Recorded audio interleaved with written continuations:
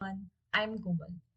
आज के सेशन में हम देखेंगे हाउ टू यूज VLOOKUP। सो ये VLOOKUP होता क्या है? सो देखिए, VLOOKUP से हम कोई भी कॉलम या कोई भी डिटेल्स फेच कर सकता है as per the unique IDs. सो सबसे पहले तो हमें यहाँ पर यूनिक आईडीज फाइंड करने होते हैं कि एग्जैक्टली कौन से डिटेल्स से, मीन्स कौन से यूनिक आईडीज से हमें कौन से डिटेल्स चाहिए।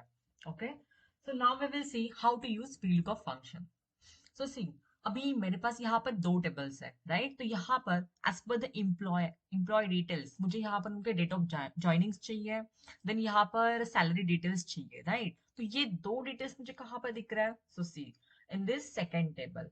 अगर आप ये दूसरा टेबल देखोगे तो यहाँ पर मेरे पास सारे डिटेल्स है for all the users, right? So मुझे अभी यहाँ पर ओनली स्पेसिफिक यूजर्स के लिए डिटेल्स चाहिए।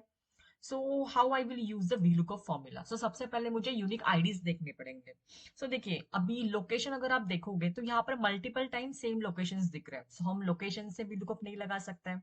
अगर हम एम्प्लॉय नेम से लेना चाहते हैं तो ले सकते हैं, बट से यहाँ पर ये जो हमारे पास एम्प्लॉय लिस्ट है, यहाँ पर अगर सेम नाम दो बार रिफ्लेक्ट हो रहा है तो हम वो भी नहीं कर सकते, बिकॉज ऐसे हो सकता है कि दो तीन बंदों के सेम नाम हो सकता है। सो उससे हम VLOOKUP नहीं ले सकते, अदरवाइज हमारे डिटेल्स रॉन्ग अपडेट हो जाएंगे, राइट?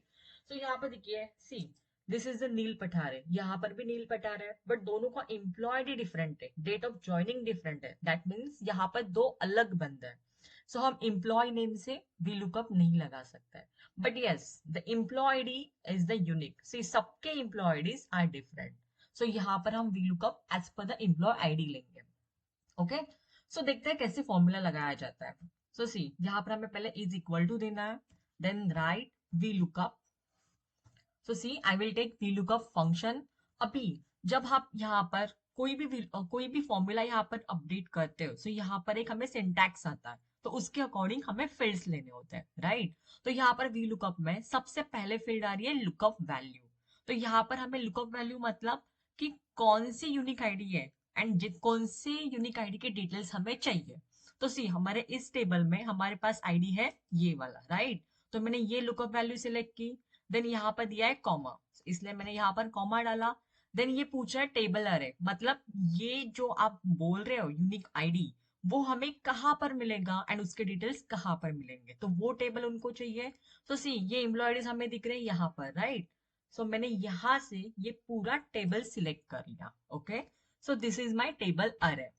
देन यहाँ पर ये पूछ रहा है कॉलम इंडेक्स नंबर, मतलब क्या होता है कि ये जो यूनिक आईडी है वो यहाँ पर कहाँ पर है? So see, in the M column, right? तो वहां से हमें कौन सी डिटेल्स चाहिए? Date of joining. तो मुझे नंबर काउंट करना पड़ेगा उस कॉलम का। तो अभी ये कॉलम एम्प्लॉय आईडी जो है वो मेरा फर्स्ट कॉलम है, उसके बाद ये second, and date of joining will be third column, इसलिए मैं यहाँ पर कॉलम इंडेक्स नंबर मेरा होगा 3। देन हम डालते हैं ट्रू अप्रोक्सीमेट मैच, मतलब जीरो, यहाँ पर हमेशा जीरो देना होता है, देन ब्रैकेट क्लोज। तो ये हो गया मेरा VLOOKUP। सी, सो मुझे इस बंदे की डेट ऑफ ज्वाइनिंग मिल गई। सेम मुझे अगर सैलरी डिटेल्स चाहिए तो again I will use same VLOOKUP function, then I will take lookup value, मतलब जो यूनिक फील्ड है, सो मैंने ये सिलेक्ट कर ली। देन आई वांट टेबल अरे, कि ये जो यूनिक आईडी है वो कौन से टेबल में है? सो यहाँ पर है, राइट? तो मैंने पूरा टेबल सिलेक्ट कर लिया, बट अभी सी, मुझे सैलरी चाहिए, तो एम्प्लॉय आईडी के बाद कौन से कॉलम पर सैलरी आ रहा है, तो वो मुझे चेक करना पड़ेगा। सो सी, ये मेरा फर्स्ट कॉलम है, सेकेंड, थर्ड एंड फोर्थ, इसलिए मैं यहाँ पर डालूंगी fourth, then comma, then zero, then my bracket close and enter। मिल गई मुझे सैलरी।